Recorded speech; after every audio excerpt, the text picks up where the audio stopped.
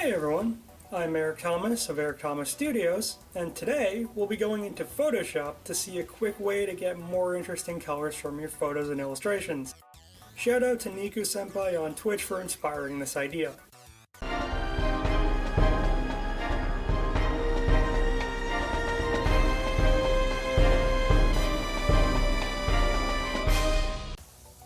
So before we go into how you can use it, what is the gradient map adjustment? A gradient map is a type of adjustment layer you can add to non-destructively edit the colors of your design. This one in particular will take the tones of your image, or all the shades from black to white, and will attach different colors to those tones. This is phenomenal for color grading, which is styling your footage or images through enhanced color. Before we can use it on our image, we'll need to bring our image into Photoshop. If you don't have one to practice with, here's where I recommend you go grab one. When we have that open in Photoshop, we'll head down to the bottom of our Layers panel and click on the black and white circle icon. In the menu, near the very bottom, we'll click the gradient map to add the adjustment layer. As you can see, there's not a whole ton to this effect, just a colored bar and the words dither and reverse. Before we get to the main part of the effect, the dither setting will give noise or colored spots to your colors.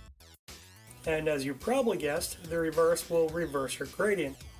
This swaps your first and last color, and on from there if you're using a gradient with more than two color stops. Now on to the gradient itself. By default, the colored bar of your gradient will be set to your foreground and background colors, whatever they may be. To see and change the gradient, click on that bar. In the window that opens up, we'll have a grid of gradient boxes at the top. Clicking on any of these boxes will change the gradient to a preset combination of colors.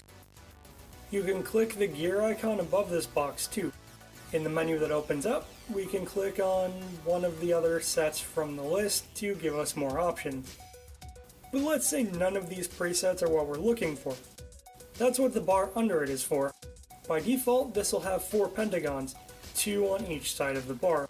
These pentagons on the bottom are what are called color stops.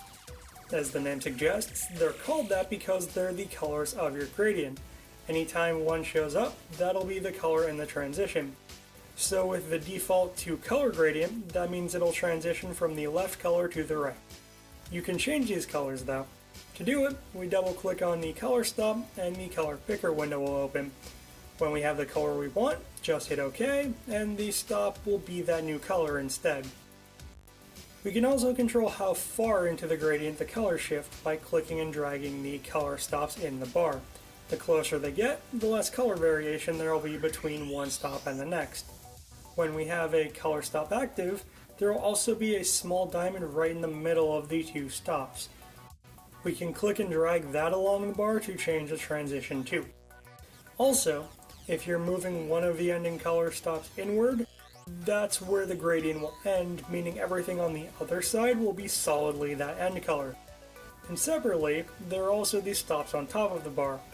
Instead of color, these let you change transparency stops, which will mean that you can make your gradient more or less invisible as it goes. Like the color stops, these will transition from one to the other.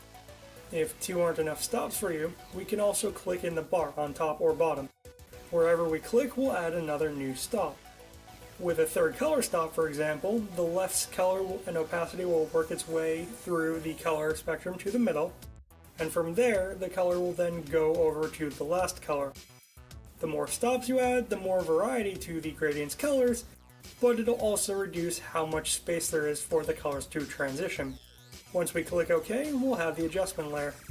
Now, whatever colors we've set will be applied to the image. Unlike a gradient fill, which is just going to be a band of colors, the gradient map adjustment will use the lightness and darkness in your image and apply the colors across that so the coloring is consistent.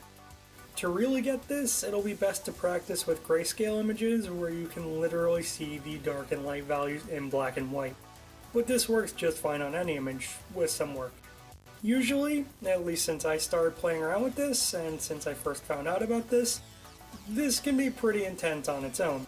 To make it work a bit better with the image underneath, it'll be a good idea to play around with the various blending modes and see what works. This will be the bar at the top of your layers panel that by default says normal.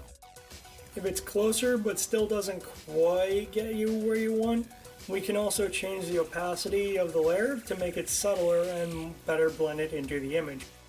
For the purposes of color grading, we might also want to then add a few other adjustments over this, such as curves and brightness and contrast, if we want things even more stylized. And that was a look at the gradient map adjustment for color grading. I hope everyone's learned something and had fun doing it. If you have any questions, thoughts, or other feedback, you can let me know with a comment below or with a message to @ET_studios on Twitter.